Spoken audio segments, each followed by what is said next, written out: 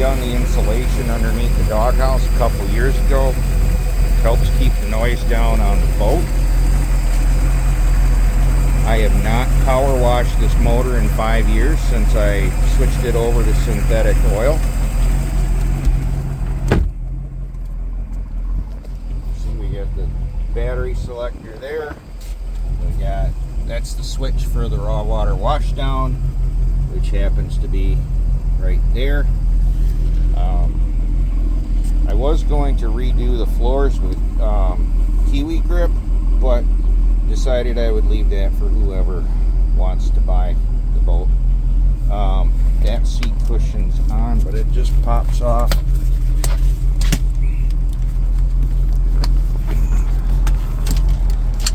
And inside there is where I keep the bags that we use for trolling extra slow. And then these are the other cushions that were redone when I had the vinyl, and I'll get you a video of all of the interior a little better here as soon as I move those back. But I have not put these out. The people that go fishing with me, we don't use them. We don't want to mess them up, so they've been actually sitting in my pole barn along with a few other things when they're not in use. So I'll give you a look at her like this.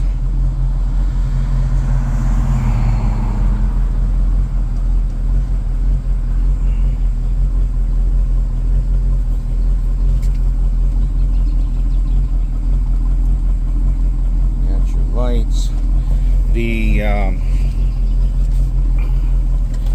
There's a storage hole here in front of the motor, and that's where we keep the raw water washdown pump. That area does get wet when you use the washdown pump, so anything you'd store down there, you want to make sure it's something that can handle a little water. Personally, I don't put anything there. And then when he redid the vinyl, I had a new stereo set of speakers to put in, and I asked the guy to do it, and that apparently slipped his mind. So I do have a new stereo and speakers that can go in here. Got a glove box, got a drink holder, sub-troll. That hatch does open. The windshield opens. Well, it's supposed to open. There she goes. Which helps on the hot days. You got the Humminbird Helix 7, which has been very nice. Of course, you got to have the compass. And that's actually a phone holder that came with the boat when I bought it. It's been pretty handy.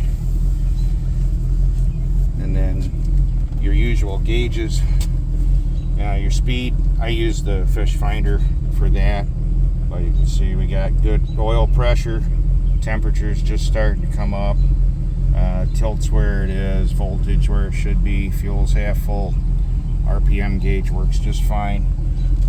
Saw the trim tabs earlier. I replaced those switches a few years back. There is a charging port here if you're so inclined to use it. And then there's another one I installed inside that I use to charge a handheld floodlight. We got courtesy lights. This light is actually for the area down here where the shelf is. At night will light up so you can see. I have never traced this ski flag light, but then there's the aerator.